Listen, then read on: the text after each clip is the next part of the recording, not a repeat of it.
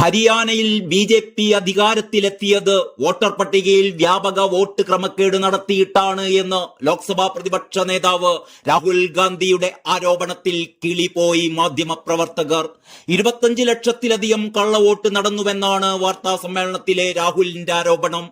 ഹരിയാനയിൽ പോൾ ചെയ്തതിൽ 8-1 കള്ളവോട്ടുകളാണ് എന്നാണ് രാഹുൽ പറഞ്ഞുവെച്ചത്.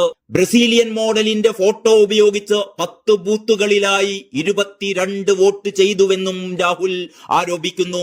ബ്രസീലിയൻ മോഡലിന്റെ ഫോട്ടോ ഉപയോഗിച്ച് സീമ, സ്വീറ്റി, സരസ്വതി എന്നൊക്കെയുള്ള പേരുകളിൽ 10 ബൂത്തുകളിലായിട്ടാണത്രേ 22 വോട്ട് ചെയ്തത്.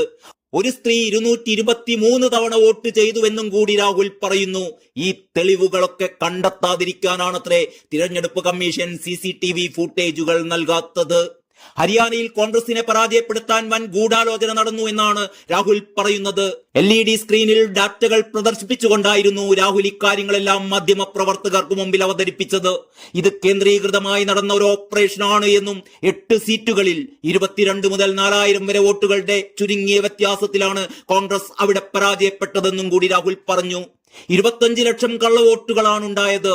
5 ലക്ഷത്തിലധികം ഡ്യൂപ്ലിക്കേറ്റ് വോട്ടുകൾ ഉണ്ടായിരുന്നു. 93,174 തെറ്റായ വിലാസങ്ങളും 19 ലക്ഷത്തിലധികം ബൾക്ക് വോട്ടുകളുമായിരുന്നു എന്നൊക്കെയാണ് രാഹുൽ പറയുന്നത്. 8-1 വോട്ടുകൾ ഹരിയാനയിൽ വ്യാജമാണത്രേ.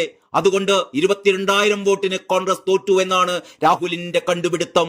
മുൻ വാർത്താ സമ്മേളനങ്ങളിലൊക്കെ പറഞ്ഞതിൽ കൂടുതലൊന്നും ഈ വാർത്താ സമ്മേളനത്തിലും രാഹുൽ പറഞ്ഞിട്ടില്ല. നിയമപ്രകാരം പരാതി കൊടുക്കാനോ കോടതിയിൽ പോകാനോ ഒന്നും രാഹുൽ തയ്യാറല്ല.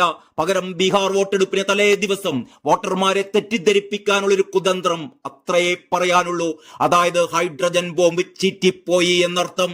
നിയമസഭാ തിരഞ്ഞെടുപ്പിന് തൊട്ട് മുമ്പ് 3.5 ലക്ഷം വോട്ടുകൾ ഒഴിവാക്കിയത്രേ. ഭൂരിഭാഗവും കോൺഗ്രസ് വോട്ടുകളായിരുന്നു.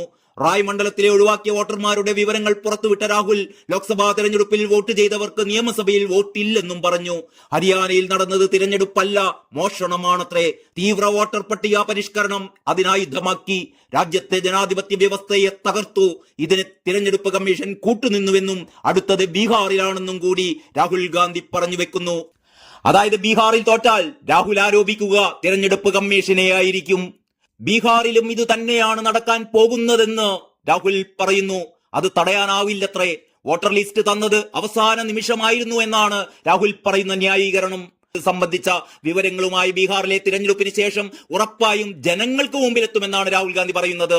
എന്തുകൊണ്ട് രാഹുൽ ഗാന്ധി കോടതികളിൽ പോകുന്നില്ല എന്നതിന് ഒരു മറുപടിയുമില്ല. ചട്ടപ്രകാരം ഇലക്ഷൻ കമ്മീഷന് പരാതി കൊടുക്കാൻ പോലും രാഹുൽ തയ്യാറല്ല.